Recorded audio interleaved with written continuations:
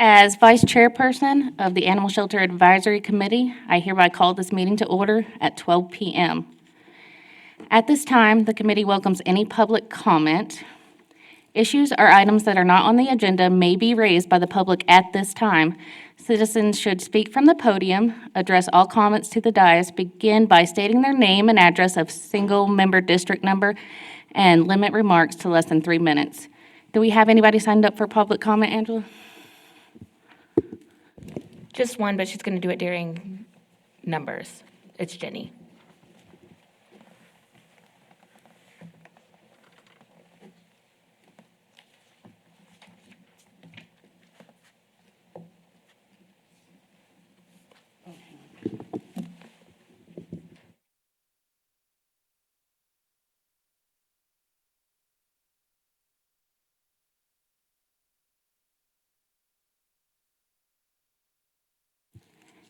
The next item is the consent agenda. Does anybody have any items to pull?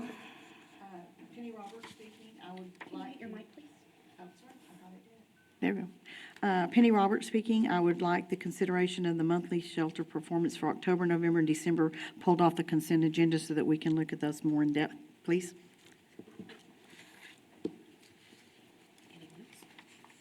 Anyone else?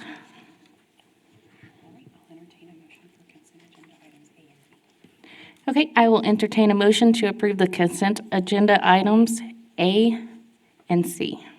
B, sorry, A and B. So moved. Do I have a second? A second. Okay, I hear a motion from member Roberts and a second. Roberts.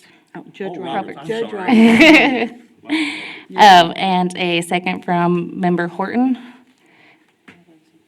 All those in favor, say aye. Aye. Aye. All those opposed, say, well, same sign. Aye. Okay. And then consent agenda approved unanimously.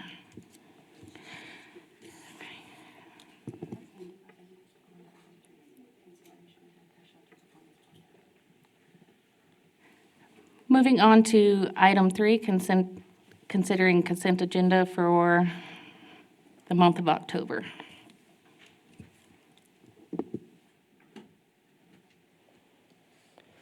Okay, so for October 2024, I have our aggregate intake and outcomes here.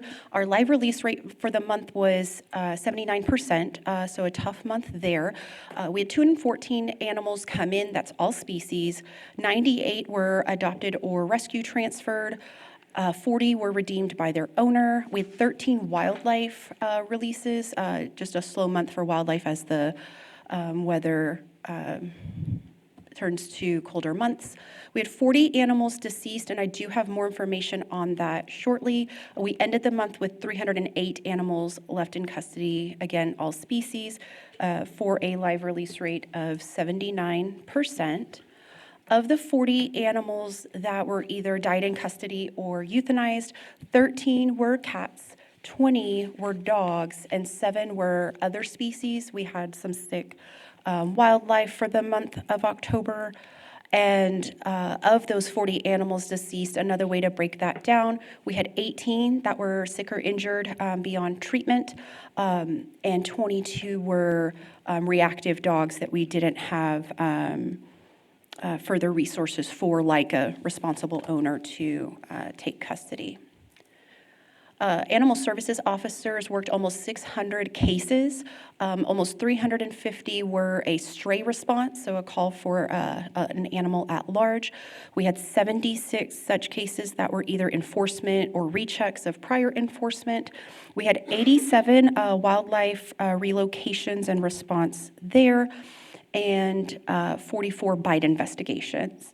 So that's a bit high for bite investigations. We did share some information with the public on some general how to prevent animal bites, and we will be sharing even more. Of course, those are a big time commitment for animal services officers and does take them off other cases. So that is something we want to get ahead of for future months. We had 22 transports, essentially just delivering animals to different places that needed to happen. And that is your month of October. Were any of the, can I ask you a question? Of course. Okay, were any of the ones that were aggressive and were euthanized because there was not a responsible owner, were those dogs involved in family dog bites or stranger dog bites? Some, yes. Okay. Was there any criminal case instigated as a result of that? A bite investigation isn't criminal in and of itself. The bite victim may seek restitution, but if it's an unowned animal and there's no responsible party, the case is essentially dead in the water. Okay, so if someone's, okay, all right, thank you, you answered my question, thank you. And there's no action needed on that one, just, board discussion.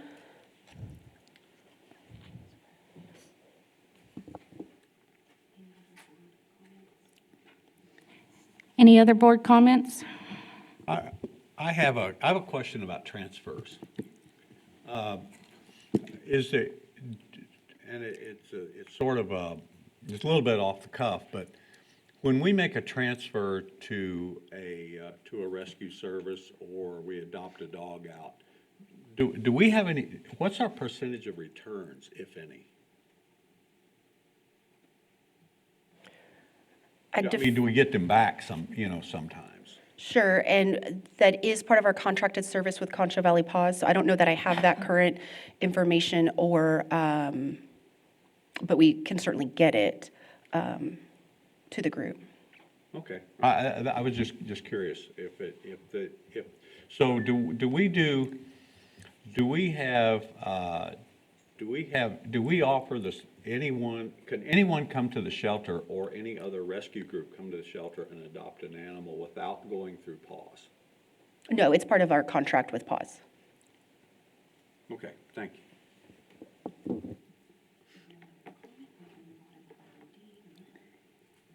If no other comment, we can move on to item D, November's monthly shelter numbers.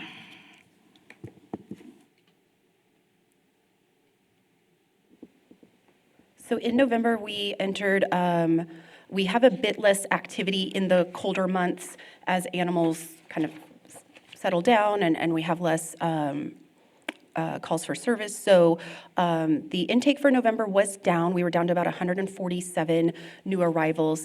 Kitten season in West Texas was coming to an end in October, and we saw more of that in November, so that's a lot of what's driving that decrease in new arrivals. Almost 100 animals adopted or rescue transferred, 35 redeemed by their owner. We had 266 animals left in custody. That's all species, again, a good mix of cat and dog, and not much movement on our live release rate, just shy of 80%. Of the 35 animals that died, 12 were cats, 20 were dogs, and 3 were other, so we did see a decrease in our sick and injured wildlife. Gladly, another way to break that down, of our deceased animals, 20 were sick or injured beyond treatment, and 15 were aggressive, reactive, part of a bite investigation that needed to be tested, some combination of situations that did lead us to determine the animal as aggressive and consider euthanasia for those 15 dogs. That was all dogs there. For the cases worked by animal services officers, as I mentioned, we saw a slight decline there, which we do see in November, December, January of every year. We were down to about 429 cases responded to by animal services officers. Again, the vast majority of that, 250, were a stray response. 52 were enforcement and recheck, 67 were wildlife relocation, down to 27 bite investigations, so happy for that big decrease, about half of the prior month, and 28 transports and 2 owner releases that they took in the field, also part of some compliance check there. Any questions from the board? Well, I don't know that it necessarily applies to this, but it's what made me think. So if a dog is injured, say somebody hits the dog on Bryant Thruway, and somebody calls you guys and you'll go pick up the dog, and the dog's injured. Are they injured to the extent that they can't be rehabilitated, and that's why they're euthanized? Or, I mean, with the vet on duty or the other group that, I mean, I'm just, for my own information, if a dog is injured and y'all get it, is that just one of the ones that is going to be euthanized because they're injured, because there's no funds available to take care of their injuries, or the injuries are to such a degree that they're not able to sustain it? I mean, that's just my question, because when you talk about injured dogs being put down every month, injured dogs put down every month, injured dog puts down. So my question is there no treatment for an injured dog that comes into y'all's supervision? There is. So the euthanasia for sick or injured animals, and that's all species. That'll be cats, dogs, raccoons, whatever it is. That is something that has been through an assessment. And whether that, so field services officers immediately responding to a call, maybe after hours, they alone, in their own judgment, do not make the decision to euthanize or not. It requires an approval process. So first, for such a circumstance like a dog is hit by a car on Bryant Boulevard, we're going to first try to attempt to identify an owner. We want to notify an owner. We want them to take responsibility for their injured animal, and that'll be our first step, scanning for microchip, checking lost and found sites. In the event there is no readily identified owner, we do reach out to our rescue partner. It is in our contract, and Concho Valley Paws provides a level of assessment through their medical personnel and decides, is this treatable, is this not, can we fundraise for it? There's a lengthy process of that, but that doesn't mean it's an extended time period of process. We don't want an animal suffering just waiting. And so we bring it up. So we go through that approval process to see if it's treatable, and it has to be seen by some kind of medical personnel to determine, is it sick or injured beyond treatment? And so this could be, when I say sick beyond treatment, it could be a kitten with panleukopenia, feline parvo. It could be a dog that was hit by a car so severely. But by and large, PAWS steps up for our dogs hit by car and is able to provide rehab and fundraise for treatment and take on that burden. So the ones that are being euthanized because of injuries are not taken up by PAWS, and they're left with y'all in the shelter? Even if they're treated, they're likely still on site with us. It's still our intake, our response, our case. We're still housing the animal. We're still honoring a stray hold, a legally required hold period, but they just may step in and provide whatever medical support. If it's something really advanced, we'll just work through that on a case-by-case basis. But either way, even if PAWS steps in to provide medical support, it may still be on site with the city facility. Okay, thank you. I have another question, directly to Morgan. If in bite investigation incidents, is the police department obligated to share their report back to you? If police is first on scene, for example, if it's after hours, they're not doing a report per se. There's just a log that they responded to a call for a bite, held the scene until animal services could be there. So they readily share their reports with me, but for a bite investigation in particular, they're not going to have much data or detail. they're happy to share it, but we're primary on that. We do the work of collecting evidence, providing the necessary legal notices, each of those items. Okay, just as an opinion, I would love to see that treated the same way as an assault by the owner of the animal. And that's not being vindictive toward animal owners, but there's a point of responsibility. I mean, the medical bills and the cost of the investigation can get dramatically expensive. Just a statement. Any other questions or comments? No. Let's move on to monthly shelter performance numbers for December 2024.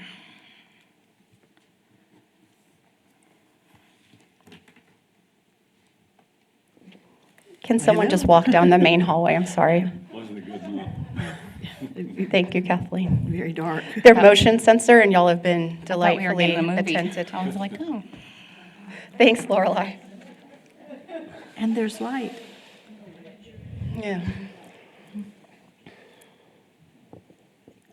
And I'm so sorry, was there any public comment for November before we move on to December? Do you want to ask Angela?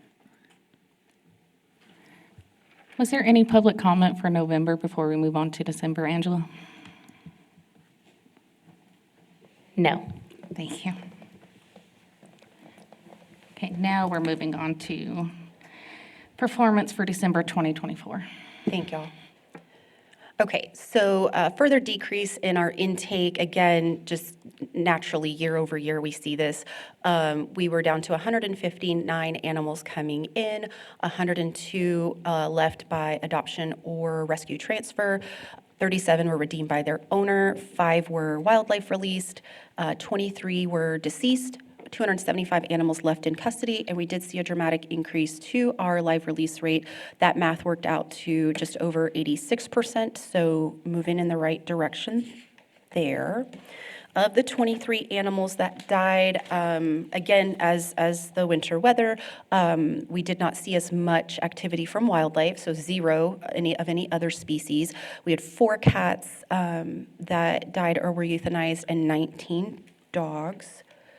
Of the 19 dogs that were euthanized, 15 of them were due to aggression, and the remaining animals were due to sick or injury beyond treatment. You know, what we can treat in-house under our own protocols and what PAWS can provide as far as, you know, advanced and emergency medical.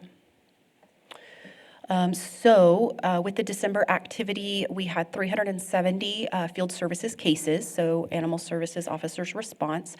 224 were a stray response to either dogs or livestock at large.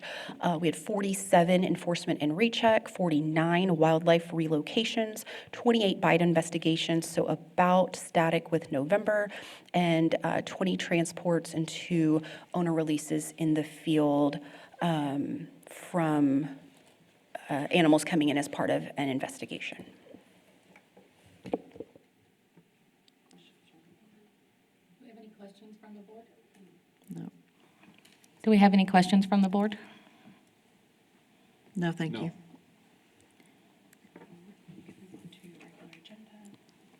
Okay, let's move on to regular agenda. The first item is to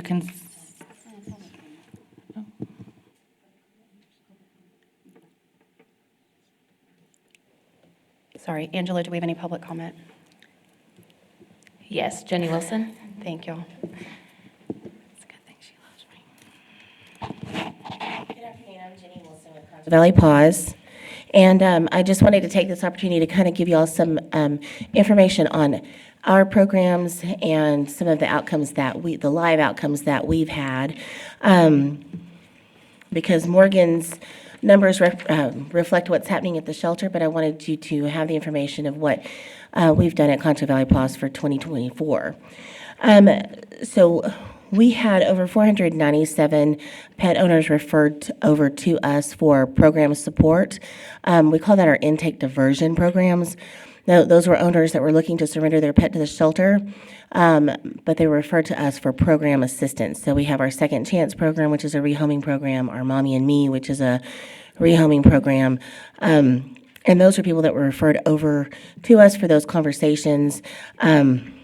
Of that, I can report that we have on average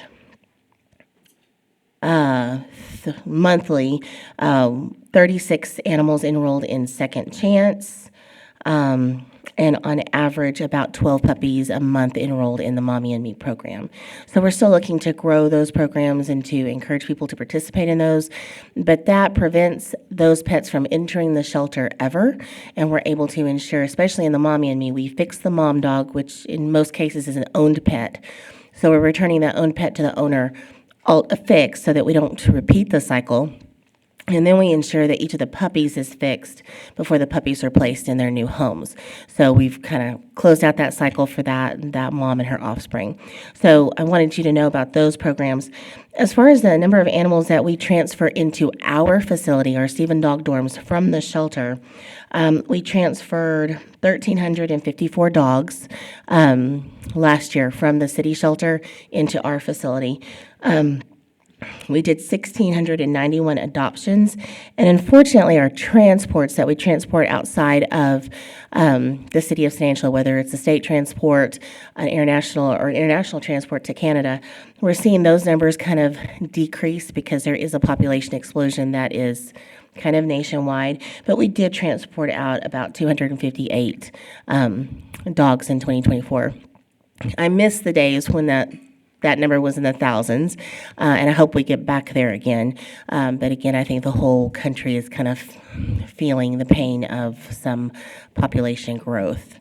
And then I wanted to touch on, if I may, since it was on this agenda item that the questions came up, you had asked about how injured animals are handled. And so primarily we get a lot of calls for hit by car dogs after hours. And there is immediate response to that as much as we can provide if we can locate a vet to see the dog. So some of the numbers I think Morgan is reporting on hers may actually be dogs that died in vet care too. Sadly, that's pretty, I don't want to say that happens all the time, but it happens because there's internal injuries a lot of times when we're dealing with a dog that's been hit by a car. But we do provide the treatment. The dog returns to Morgan for its stray hold. If it's not claimed by an owner, then the dog moves into the adoption side of the program. But we do provide those. So anytime that we're involved in a euthanasia, or we've aligned ourselves with the shelter on the euthanasia of one of those pets, if it wasn't done at the vet's office, it was because the injuries were so significant. And sometimes you can tell if they're going to survive a hit by car. And sometimes they look like they're going to be fine, and they die at the vet's office from internal injuries. So it's a tough call to make. But it's part of our contract that I'm proud that we're a part of, because it takes that burden off of the animal control officer that may or may not have the training to make those calls in the field. And so we work with area vet clinics, and we also have our own vets on staff, and it's just who we can find after hours to line up with those emergencies. And then I think Mr. Horton had a question on if rescues could pull from the shelter. We are the contracted vendor for the city, but we encourage other rescues to pull. We will assist with that, and the benefit to that is there's no charge to any rescue that wants an animal. We provide a vaccinated animal, and we can assist getting the animal spayed or neutered with that rescue at sometimes an even more reduced cost than they have. And we do that for especially our partners in Canada. We do that for many of our partners throughout the U.S. as well, and that is offered to our local rescues as well if they're willing to pull from our shelter and be a part of life saving. Thank you so much. Any other public comments? No. Moving on to the regular agenda, the first item is to consider election of chairperson and vice chairperson to terms ending in January 2026. So local ordinance does require an election at our first meeting of each calendar year to select a chairperson and vice chairperson to support the committee. That is for a one-year term. And so our current vice chairperson is rolling off this meeting. And then into our future meetings, we are looking for members to step into these roles.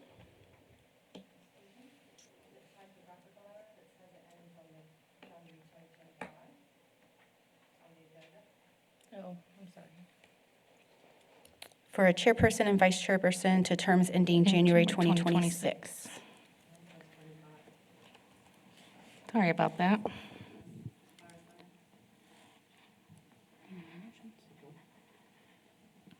Any motions? I'm sorry, I didn't hear you. Any motions? I welcome a motion nominating a chairperson and vice chairperson. I make a motion that Roger be nominated for chairperson. Can you turn your mic on, please? I make a motion that Roger be nominated for chairperson. It's still. Maybe you change. There, third time's the charm. I make a nomination that Roger be nominated for chairperson. Do you have a second?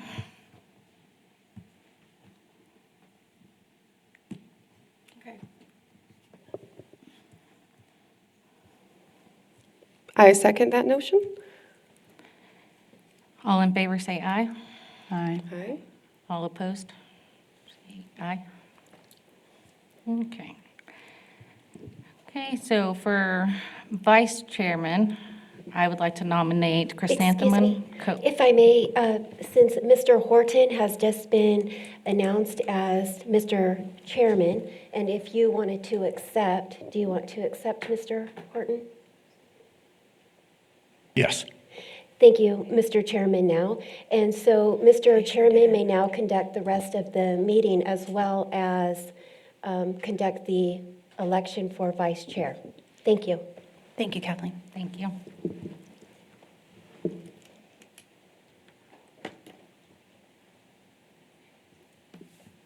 Well, this will be interesting. That is interesting as my first time.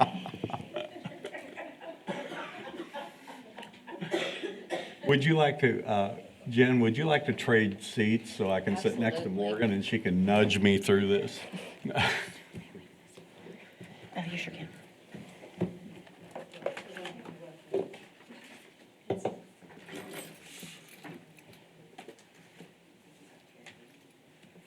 There is a cheat sheet. Thank you.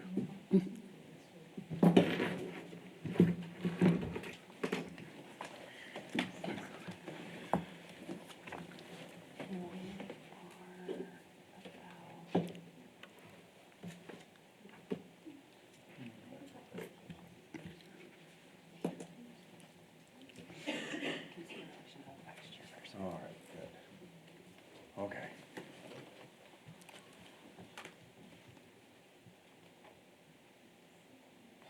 It's so sensitive. I got it. Yeah, So okay. do I just read that? Yeah, if you want. Okay. Here we go. Thank you. Going forward, I'd like to entertain a motion for vice chairman for two terms ending January 26th.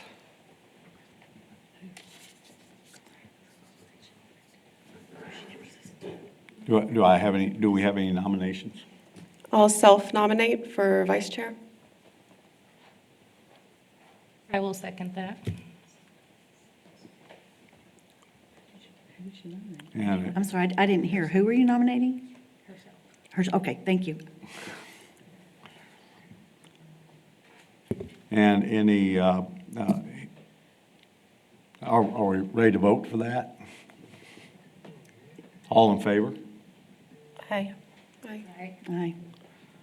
Motion carries.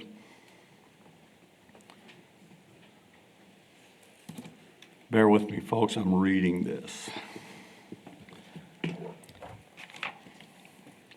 So you'll, next Next on the agenda, discussion and possible action of state and local requirements. Okay, very good. This can be yours. Thank you.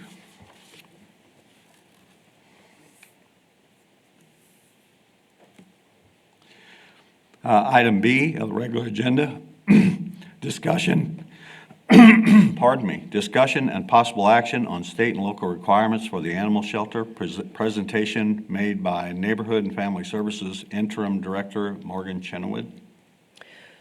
So what I've got before you today is just more information on the items governing our operations, both of this committee as well as animal services operations in the shelter and out in the field. And so we will get through as much of this as we can today. Much of this can be considered at future meetings as well. But just as we start delving into it, our main focus is going to be Texas Health and Safety Codes 823 that says it governs animal shelters, but really has a lot more in there. 826, that is over, it's called rabies, it's really about rabies control. And Chapter 829, that's over animal control officer training. The local ordinances that the City Council has adopted in cooperation with these state chapters are local ordinances. All of Chapter 3 is animal services, but in .01, .006, 7, and 10 governs a lot of what we do locally to comply with those state mandates. So, Chapter 823, I mentioned a bit of that already. It does have housing and sanitation requirements in Chapter 826, which we will get to shortly. The animal control, it mentions animal control officer training requirements of Chapter 829, which is why I included those in this agenda item. To pick just one chapter and talk about it is tough because they all lean on each other really. And so we're going to try to tackle each of those. So, in Chapter 823, purely in 823, it does require a microchip scan, and just locally how we comply with that requirement is that we're scanning animals 3 times. First on intake, either by the animal services officer in the field or by shelter staff at drop-off. If the microchip is identified in that first scan, no further action is needed. But in the event a microchip isn't identified, we do a second scan during the physical exam by shelter supervisor. We call that in processing, but that is when that second scan happens so quickly after the animal's arrival. The third scan happens when the animal's leaving the facility. So for example, when an owner comes to redeem their pet, it is leaving with a microchip. The owner also will scan again just to be, triply sure that that animal does not yet have a microchip. Then if an animal's leaving on adoption or foster, our rescue partner is scanning before implanting a new microchip. Also at euthanasia, so if an animal is leaving the shelter by euthanasia, we scan before injecting any drugs just to be super clear that we didn't miss something or we didn't assume anything. And in the event a microchip is found, at that point, we halt all outcomes and go back to the research and figure out what is going on. So that satisfies the state requirement there. The next is why we're here today. Section 5 of this chapter creates the advisory committee, actually mandates that the city council creates an advisory committee. And it asks that we create the advisory committee to assist in complying with chapters 823, 26, and 29, and that the group must meet 3 times annually. State law says that the committee must include a veterinarian, a county or municipal official, a person whose duties include the daily operation of an animal shelter, and an animal welfare representative. So those are requirements across the state. Any animal shelter advisory committee you see in other communities is going to have at least these required positions to be compliant with this chapter. Since the City Council was required to create this committee, they did so in Local Ordinance 2.07.13, and they went on to add 3 citizen representatives so that The committee mirrors the council as far as having 7 members. That chapter of the ordinance also provides for annual elections, terms that each committee member can serve 3 2-year terms unless they are the veterinarian, county or municipal official, or the person whose duties include the daily operation of a shelter. Those positions are evergreen, and the person serves until resignation or removal. Everyone else serves on a 2-year term. It also sets forth standards like ethical behavior and attendance and things like that. So that is the local ordinance that satisfies that section of 823. The next chapter we wanted to touch base on, because it's mentioned in 823 and made sense to be part of the same conversation, although I will share that this is a big conversation. Rabies control is, of course, why animal control was created, and there is a lot that goes into it. And so our next meeting should include a further discussion of bite investigations, our compliance with all of the regulations around that, what other local requirements are added in the ordinance, and how that process works and what room for improvement there is. So we'll touch base on rabies control, but this is not the end-all conversation about rabies control. So first, in general, there are a lot of the rabies control in Chapter 826 is really governing what the state does. And so it's in your background, but we'll skip a lot of that because I really wanted to spend our time today and be respectful of y'all's time, that we really talk about what San Angelo Animal Services does.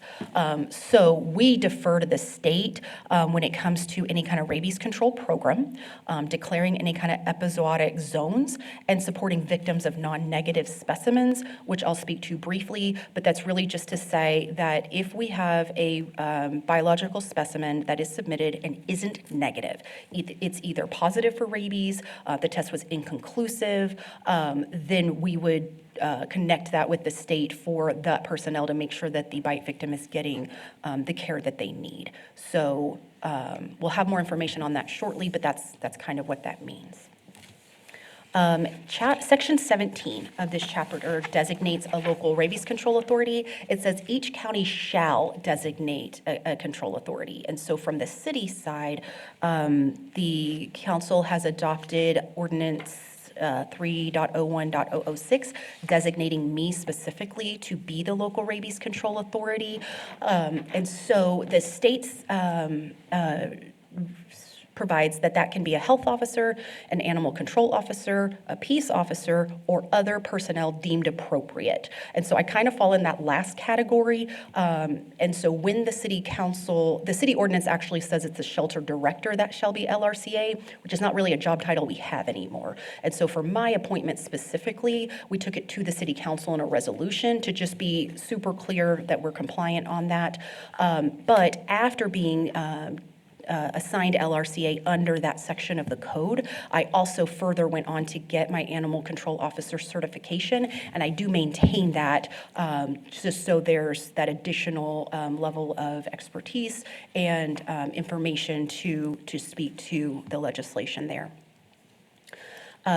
This section of the state health code also provides that we shall enforce this chapter and department rules. There's a lot about rabies control and processes that aren't in the law that are set forth by the department. And so, for example, if a fox cub is found by a person and they play with the fox and it winds up biting them in a play bite, if it broke skin, the department says that a fox is high risk for rabies and that animals shall be euthanized and tested. There's no opportunity for rehab, quarantine, anything for those 5 species that are high risk for rabies. That's not in this chapter, it's not in the law, but it's the DSHS rule. And so we have to comply with that even if we see, a healthy animal, just because foxes are higher risk for rabies. So that's one example of When the department says that, we shall do it. We also shall enforce local ordinances. So of course, our primary citations issued over the last couple of years, of course, has been for failure to spay neuter. But we give a corrective action and a deadline to get rabies vaccine as required by local ordinance, microchip as required by local ordinance, secure enclosure, any number of items there. And so that falls under me to make sure that that's happening through our team. Section 21 of the code requires vaccination of dogs and cats at 4 months of age, and then boosters thereafter. They use a lot of words to say boosters thereafter, and really, we're just going to defer to the medical professionals. We're going to say, if your veterinarian says it needs a vaccine at 4 months, 12 months, and every year after, great. If it's eligible for the 3-year vaccine, great. We just require the rabies certificate signed by a licensed veterinarian in Texas, and we're not going to pretend to be veterinary professionals. We're not going to micromanage their process. If a veterinarian signs off that it is a current rabies vaccine, that's what we use for proof of compliance. So local ordinance reiterates that, says that dogs and cats over 4 months of age have to be rabies vaccinated, but it also adds pot-bellied pigs have to be vaccinated inside city limits. So that's that additional requirement set forth by the ordinance. So section 25 really falls under the state to administer, but we do run into this regularly, so I wanted to speak to our role here. So section 25 states that the Department of State Health Services may provide a vaccine or hyperimmune serum to persons exposed to rabies. So if I have an individual that was bitten by an animal and I get a non-negative specimen from the lab, meaning the animal was either positive for rabies or the test came back inconclusive, which is rare but can happen, we're going to connect that bite victim with the state. And DSHS will arrange appropriate medical support. Ideally, they're working with their medical provider. They're getting recommended to get the post-exposure series of vaccines. But in the event they don't, sometimes we run into situations where unfortunately too common, we run into situations where health insurance isn't covering it or the local clinic can't get access to it. At that point, the state steps in and says, we will buy it, we will ship it, we will arrange for a local medical professional in San Angelo to administer it, and they will make sure that that bite victim gets the necessary care on that schedule to ensure that there is zero risk of rabies spreading.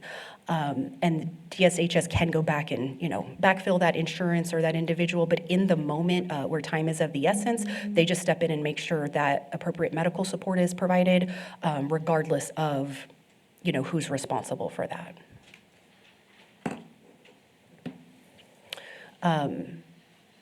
Section 31 of this chapter requires registration of dogs and cats by local government, that we may adopt an ordinance, and San Angelo did.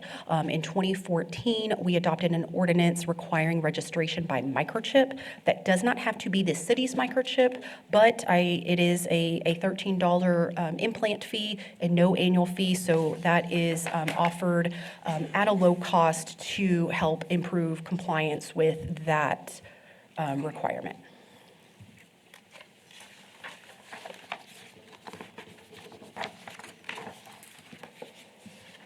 Then section 33. So this is another item that is really a bigger conversation, in my opinion. That section 33, the state says that a local government can adopt ordinances requiring restraint, impoundment, and disposition of dogs and cats. Strays can be declared a nuisance, may be impounded under a defined period, and that there may be a humane disposition. And so City Council has adopted a restraint requirement for dogs, and we specifically adopted a free roam requirement for cats, that they are allowed to be community cats and aren't subject to the same requirements as dogs, just due to the nature of the species. So I do want to bring that back in a future agenda to talk about what's working in our dog restraint ordinance, what could be improved, what our current process is. I think that that's a valuable use of the committee's time, if y'all are agreeable to that. Section 41. So as I mentioned, so that this is really a very big conversation. So sections 41 and 42 about rabies investigations and quarantine of animals. I think it's some of the most important work that we do, and it is a big drain on staff's time, as it should be. It is the most the reason why we were created. So this states, the state law says, and I wrote it verbatim because it's complicated, a person who knows of an animal bite or scratch to a person from an animal that could reasonably foresee as capable of transmitting rabies shall report the incident. Well, the average citizen does not know what's reasonably capable of transmitting rabies, and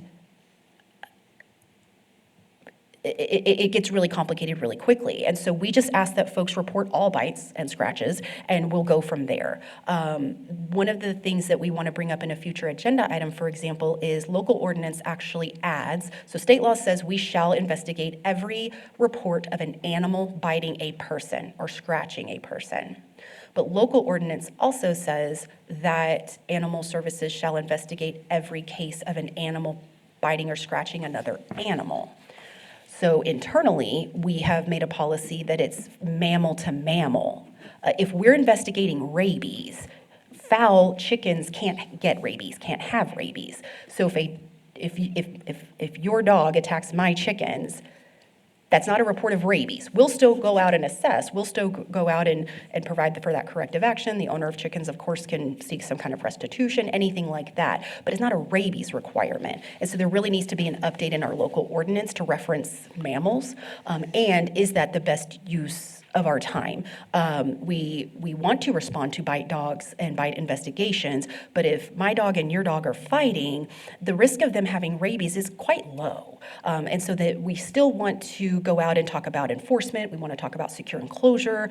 We want to talk about spay neuter and all of the things that you're required to do. But is it necessarily a quarantine if both animals are current on their rabies vaccines?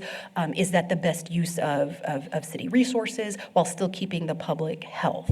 So that we can, that's as I mentioned, a bigger conversation, and it can be debated a number of ways, but I do think it's an important component for this group to get deeper into. But just to speak, since we're going over Chapter 826 today, I wanted to make sure y'all were aware of that. So Section 42 goes on to state the requirement for quarantine.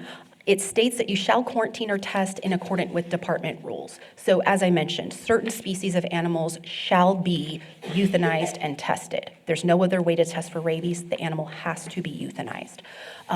But other specimens, like other species, like a cat, a dog, a squirrel, can be quarantined and not tested. It states that the owner shall submit the animal for quarantine, and it's a criminal penalty if they don't. So if you are duly notified through legal notice, because we have to provide a legal notice, and you fail to quarantine, you have 24 hours to get your animal into quarantine. If you fail to do so, you're subject to citations through the municipal court, and can be cited for multiple days because the quarantine is ordered for 10 days from the date of the bite. So that would escalate through further enforcement if you fail to quarantine your animal.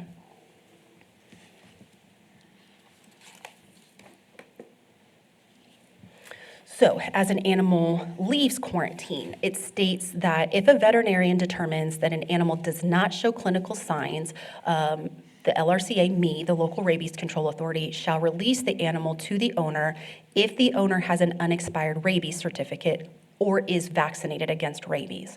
So we require the owner to get their pet vaccinated for rabies if they do not have a current certificate upon release from quarantine.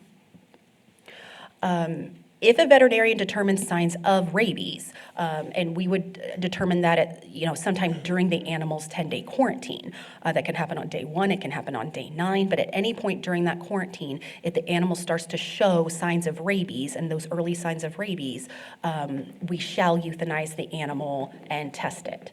If an animal dies while it's in quarantine, we shall submit that specimen for testing as well. So we work with our contracted veterinarian on that, and the San Angelo Animal Services officers are the ones who euthanize, obtain the specimen, and ship the specimen to the DSHS lab in Austin. We do that overnight shipping, and we generally have results after 3 p.m. the next day,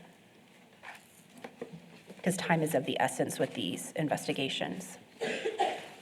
So, Section 45 speaks to an area rabies quarantine. Again, this is something where the state is lead. They can declare an epizootic zone, and we're just in a support role. So if they are seeing a lot, and I don't know how they define a lot, but if they are seeing a number of positive rabies specimens or any other zoonotic, if they're seeing other diseases that can spread from animals to humans, they can declare a zone. They can require residents within that zone to keep their animals secure at all times. They can require everyone there to get a rabies booster, even if current, and they can ask us to do or have us do that additional patrol inside the area, since we are the local folks to support and assist on that. So in the past, when we've had a positive specimen or a non-negative specimen, for one single such specimen, I've never seen the department declare an epizootic zone.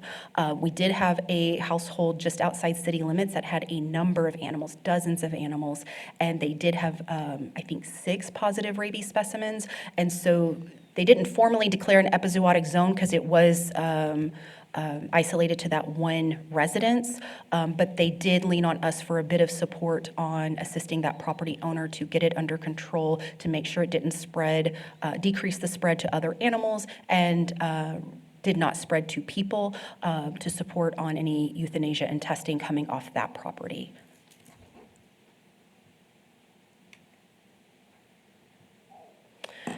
So Section 51 states that there are minimum standards for a quarantine and impound facility. So your local shelter is both a quarantine and impound facility, and that the department shall adopt rules. And so the details are stipulated in our annual inspection, which is on our website, transparent for everyone to see, and we pass our inspection and get licensed each year in accordance with the minimum standards. The minimum standards are quite dry. They're things like we can't house different species in the same kennel, or we can't house sick animals with healthy ones. We have to maintain records of all intake and outcome. So we absolutely meet the state's minimum standards. We have our own standards for care that we meet that are above and beyond what the state requires, but we, of course, pass our state inspection with no issue each year. And we pass that inspection, so it says that we shall employ a veterinarian to inspect our facility. And that's not a local veterinarian. It'll be an employee of the Department of State Health Services. They provide that service to their regional shelters at no cost. And so they may inspect our quarantine and impound facility at any time to determine compliance. But they do it at least once annually. And we meet with those folks and do a walkthrough and show them our records and let them have full access to the place to confirm all of our compliance there. And as I mentioned, I've been in this role almost 8 years now, and each and every year we've passed the inspection with no concern.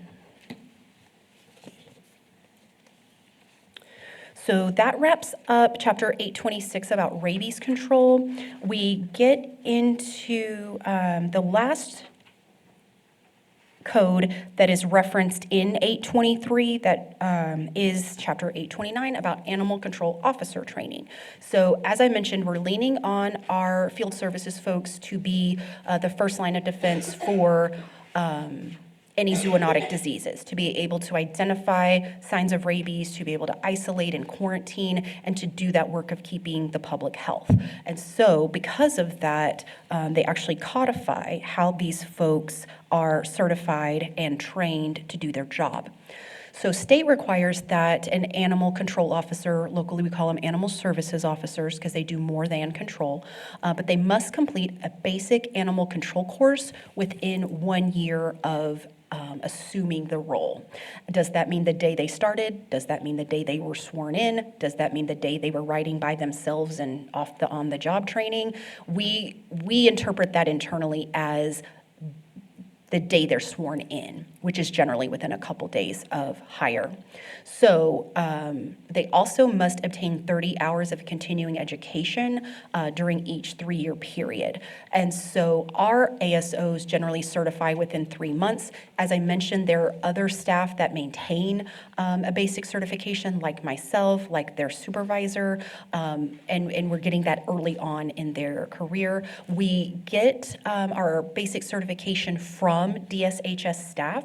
We just see a lot of efficiencies by going to the horse's mouth, so to speak, of if these are the folks we're going to be working with when there is an incident, we want to hear from them how they administer the law, how they interpret the law.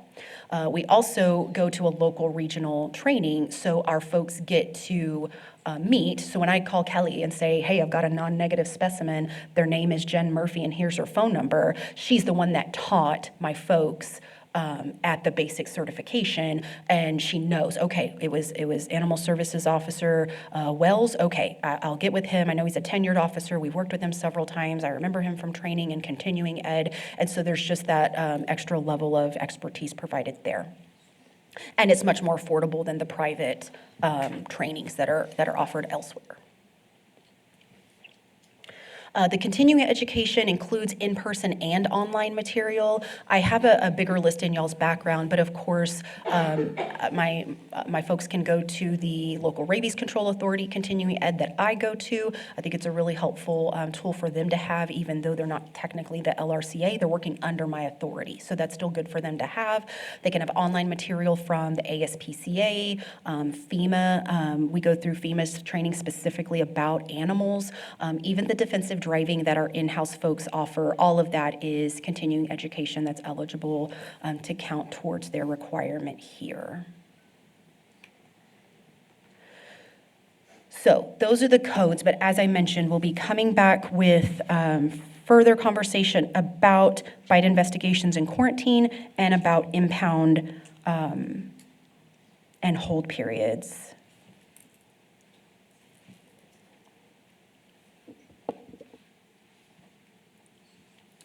You want to take any questions from the committee? Are there any questions about Morgan's presentation to the committee? I'm wondering if during our conversation about barriers, which I think was from March, if that might include like some elements of the bite conversation, just like, I feel like one of the barriers might be public education, and just kind of talking about responsible dog ownership and that kind of thing. So maybe that Yes. can like tie in I some think way. it's fair. The vast majority of bite investigations we respond to, I mean, of course, there was some failure, right? Whether their dog was no longer secure or they invited people into their house and their dog reacted, or there was something that, and if it's something as simple as 70% of bites are perpetrated by unaltered male dogs. Well, we've got a local spay-neuter ordinance. What barrier prevented the household from being able to take advantage of spay-neuter services? Because that alone would decrease bites in our community. So I think that that's completely fair. I appreciate that. Are there any other questions? Well, before we move on to, I hope I'm doing this correctly. Before we move on to item C, I'd like to entertain a motion to further review the registration and restraint policies. It can be just direction to staff. Direction to staff. Yeah, it doesn't have to be minuted action, but I hear you. So a future discussion or review of our registration requirements and practices? Am I? Yes. I don't want to assume. Is that Yes, fair? you're Okay. correct. Practices or policies, and since the two are tied so closely together, the restraint policies and practices also. Got it. And in conjunction with that, and since the Animal Services Committee by bylaws reports to the director, then in the spirit of an advisory committee, service, I would like to see the director find or appoint potential volunteers to help in the reviews and policies and whatever comes along with that. Sure. And we have a provision in our bylaws for a subcommittee, and it doesn't even have to be that formal, but yeah, individuals stepping up to delve deeper into these topics, I hear you. Yeah, as long as I just want to make sure we stay consistent with the Open Meetings Act and with the bylaws. For sure. And before we move on, if you want to check with Angela if there's any public comment.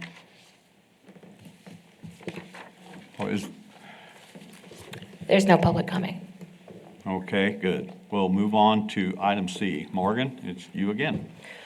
All right, so I did place an agenda item for discussion and consideration of amendments to the nuisance animal ordinance, because it is something that's a bit, clunky for lack of a better term, but I do want to be respectful of everybody's time as we're hitting the 1 hour mark.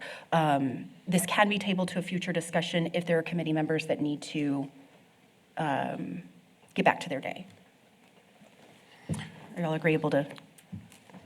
Well, but in reviewing this prior to the meeting, are the changes to this nuisance animal ordinance, is this a votable item for our committee? It can be. We're just consensus and discussion and direction. The only reason I ask is if it is, that we should do that. We should do a quick review of it and go from there, because it's pretty straightforward. Okay. Y'all are agreeable to stay through? Thank you.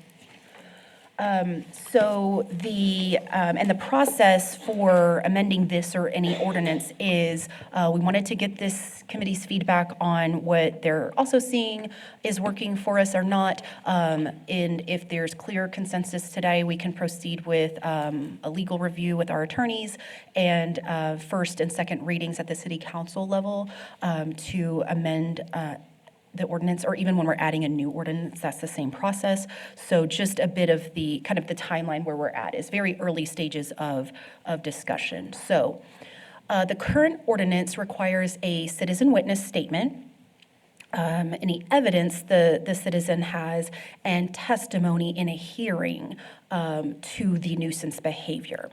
The nuisance also states that it's kind of all in one sentence, and so I tried to build it out into bullets, that it states that a nuisance animal is one that has fierce, dangerous, or vicious propensities.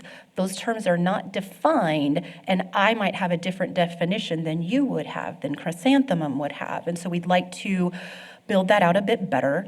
It also defines a nuisance animal as one that has bitten, scratched, or attacked a person or other animal. A nuisance animal can also be one with loud or prolonged barking. A nuisance animal can also be a female dog in her estrus cycle. And this section of the ordinance is quite concerning to us because it actually states that if a female dog in her estrus cycle is at large and an owner is not readily available, that a peace officer or an animal services officer may dispatch the animal. That is not something we're comfortable with or thinks really serves our mission, so we would recommend something about that be reviewed and edited. One of the things that we thought was really valuable to add, it also states that we can euthanize animals with rabies without notice. And so we would recommend removing any reference to that. We do not know if an animal has rabies unless it is deceased and has been tested.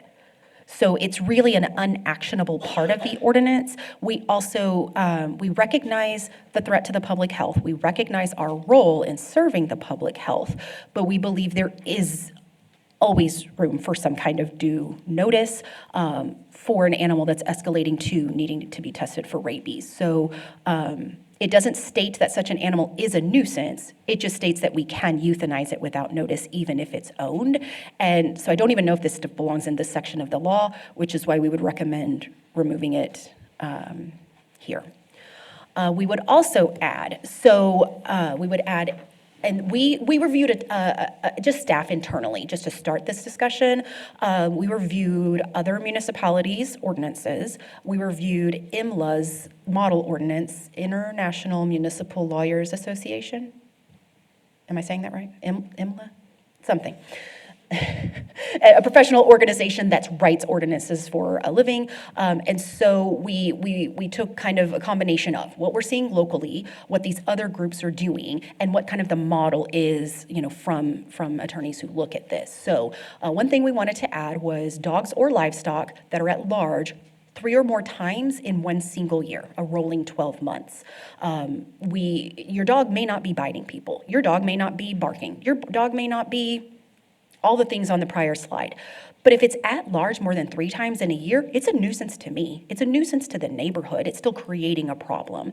And so we'd like to see something like that considered. We would also add animals which damage soil or defile property. That comes up in a number of cases in a variety of ways and can be really any species. Similarly, animals which produce offensive odor or unsanitary conditions. There are cases that we refer like to the health department, for example, but we just need something that's more enforceable, something that really gives us the tools we need to order some kind of corrective action there. Similar to that first bullet, just animals which chase pedestrians, passersby, passing vehicles, or bicycles. So maybe your dog hasn't been out 3 or more times in a year. Maybe it was loose 1 time last year and 2 times this year, but it's chasing people, it's chasing passersby, and it may not be biting. It's still a nuisance in some people's opinions. So those are the 4 kind of criteria we would recommend adding on top of dangerous, bitten, prolonged barking. Additionally, so in the current process, a citizen, a witness, a neighbor has to come forward, fill out a citizen complaint form with the municipal prosecutor, provide whatever evidence, if they have Ring doorbell footage, their own testimony, photographs, whatever they may have, and then they testify in an administrative hearing with the municipal court to have the animal potentially deemed a nuisance. So that has been our practice for many years, and it's clunky, for lack of a better term, that, we have neighbor disputes. We have folks who are saying, look, I have to live next to this person. I don't want to have to testify in front of them in court, or I'm uncomfortable, putting my statements in a written statement. A lot of animals that we're seeing actually could qualify under this ordinance. We just don't have a readily available citizen to come forward and pursue that process. So we're finding out how other communities are doing it, but in their code it says that the animal services officer is the witness and orders the corrective action. And we would like, and then if nothing is satisfied, then it can still be called into an administrative hearing with the court, but the animal control officer is the one testifying. They're the ones with the expertise. They're the ones who are seeing the dog at large. They're the ones that have the historic cases to be able to say, your dog was at large 7 times last month, well beyond what we might consider in this ordinance. And so it's not that we don't need that citizen input and eyes, in the neighborhoods where they're at, much many hours a day than we are, but just to take that burden off of citizens where it creates like a neighbor dispute and a potentially hostile situation. So we wanted to explore that, and again, just clearly define what does San Angelo say is potentially dangerous, vicious, and dangerous, and just provide for those definitions in the ordinance.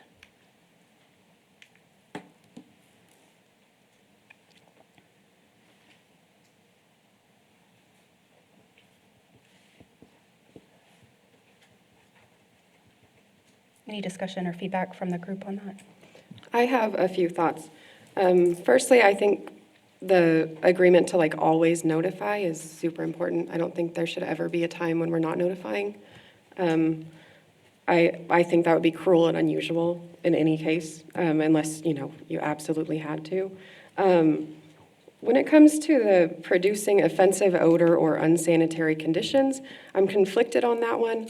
To me, that, again, might tie back into access barriers. It might tie back into, and I don't know exactly, what you're referencing when you say that, but, we have people in our community who maybe are struggling to afford proper pet care, or again, need to be educated on how to properly care for your animal. And I'm wondering if whenever ACOs go out, are they asking about other resources needed other than like animal care? Because, there's this direct link between animal neglect and cruelty and then human violence. And people are much more likely to report animal cruelty or neglect than, if someone else in the house is being assaulted. Like you said, it should be treated as an assault, and I think that ties into this as well. But specifically for like offensive odor and unsanitary conditions, I feel like that might be more than just that dog's a nuisance conversation. It if that sounds makes sense. arbitrary. It's subjective, Yeah. for sure. And how other folks are first, I appreciate that. And one thing that we're doing some internal training on is more of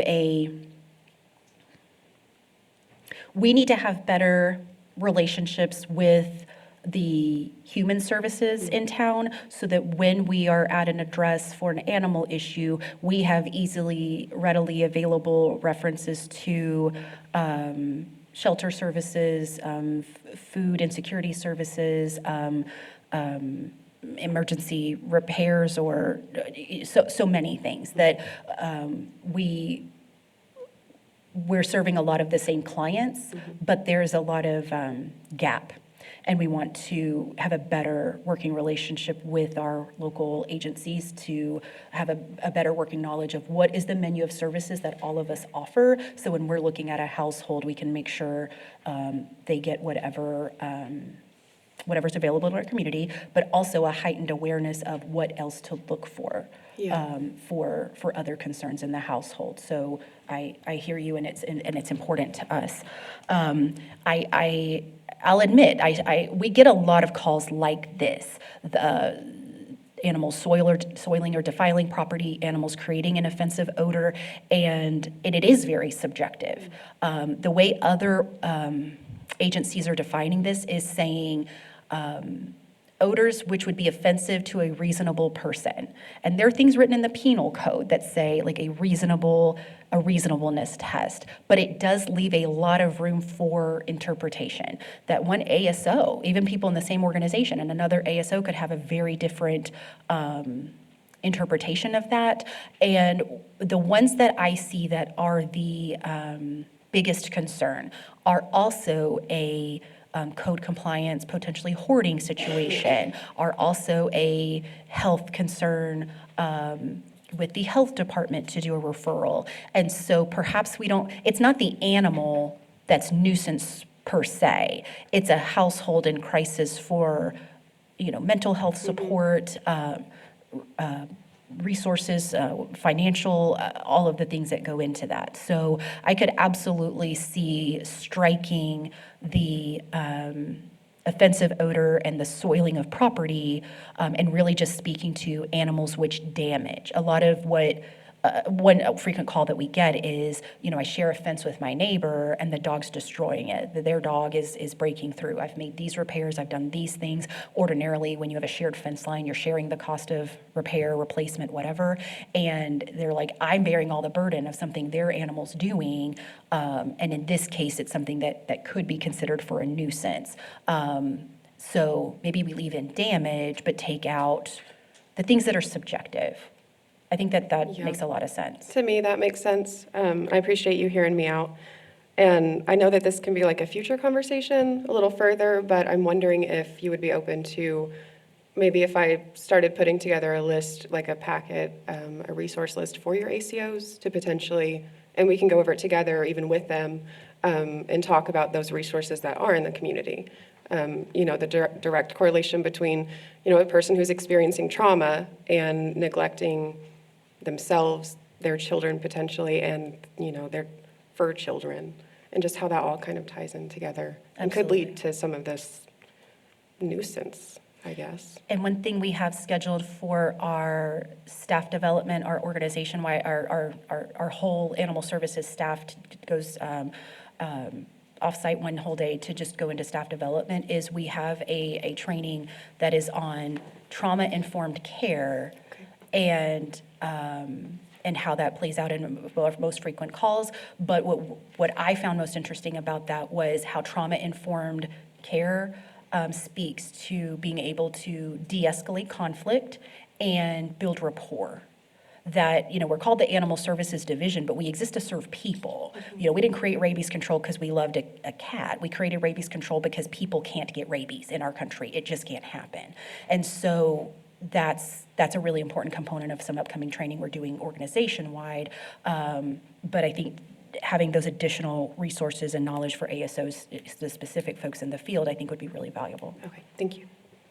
Well, allowing for chrysanthemums and Morgan's dialogue, what's the best way to move this forward? I think generally speaking, it's a good idea. And I certainly wouldn't want our committee to hold it back. Okay. And I don't know the best way to keep it moving.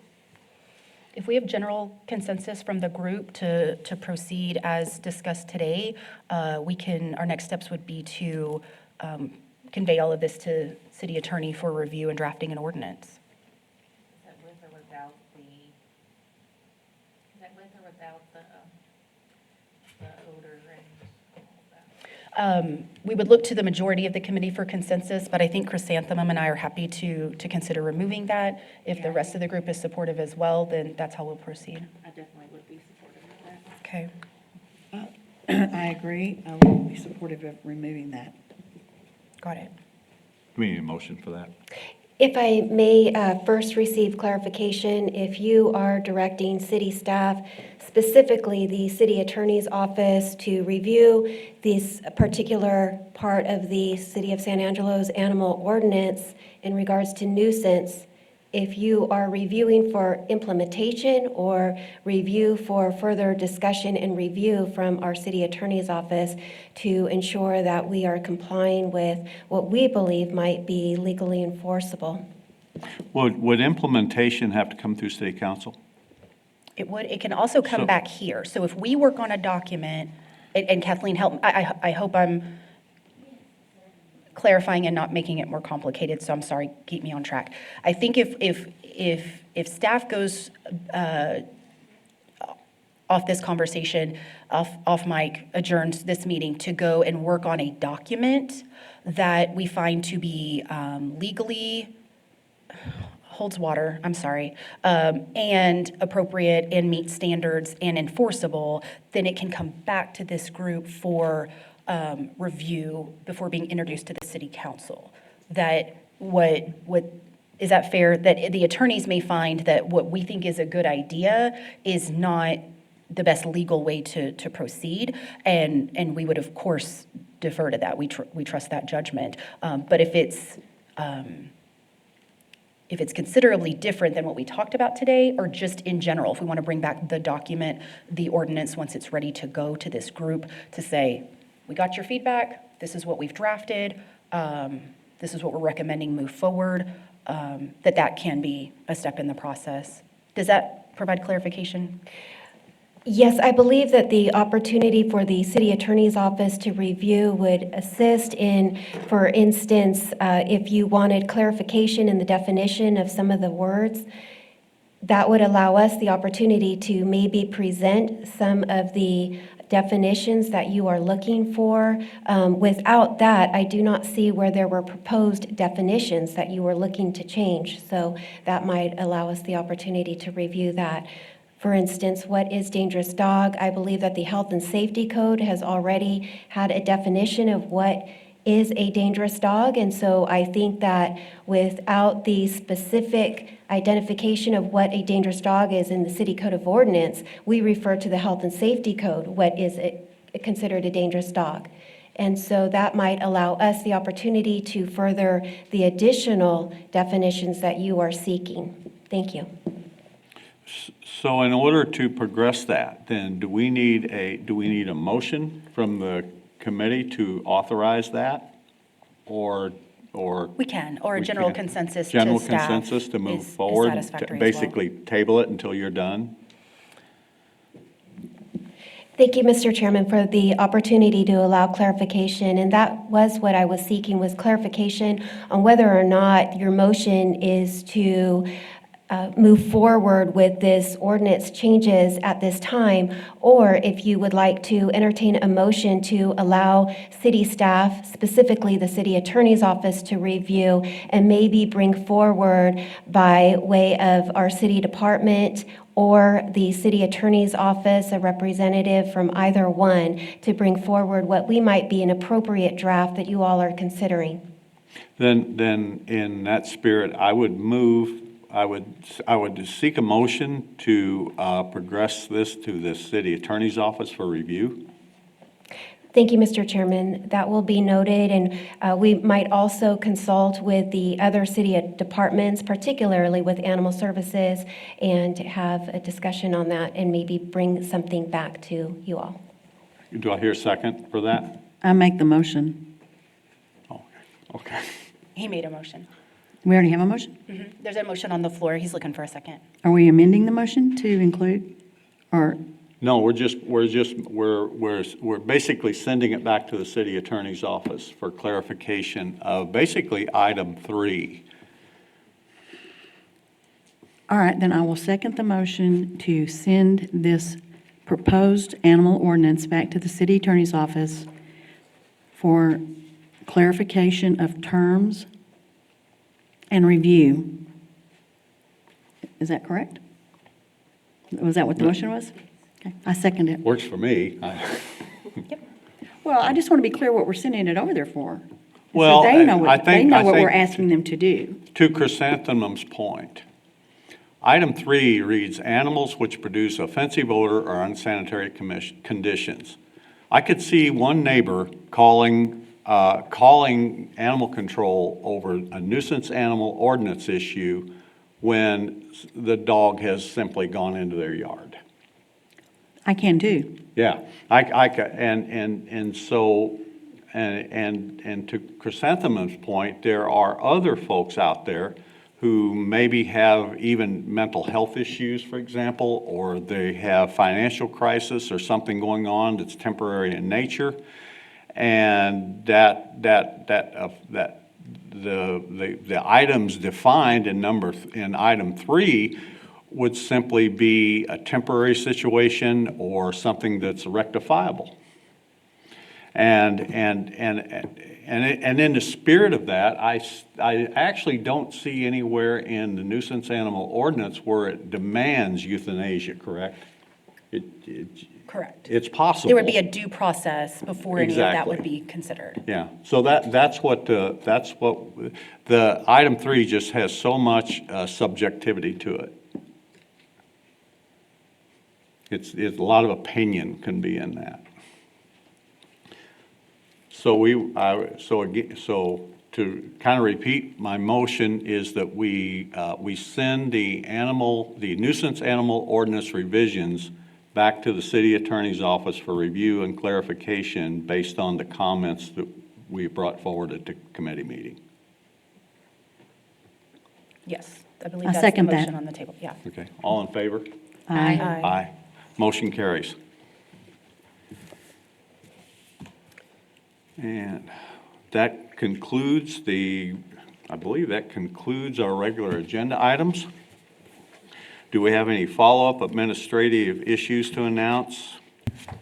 Just that our next meeting is March 20th, and we should be back in our home at the East Mezzanine as those repairs are finalized. Is this the appropriate time? I really appreciated the report from PAWS today to tell us what's going on. Would it be possible that we get some type of report from that partner agency representative each time we have a meeting so that they can kind of fill us in on how things are going on their end? I hear you. I don't know if it's under our purview to have like a standing agenda item, but they're regularly at the meetings, can make whatever comment, and can certainly dialogue with you, off mic as an individual Sure, as I just well. think the public should hear. I was very appreciative of what she came, I did. And I just thought that might be, for all those people who are not sitting in here but were watching us on TV, that might be helpful for them.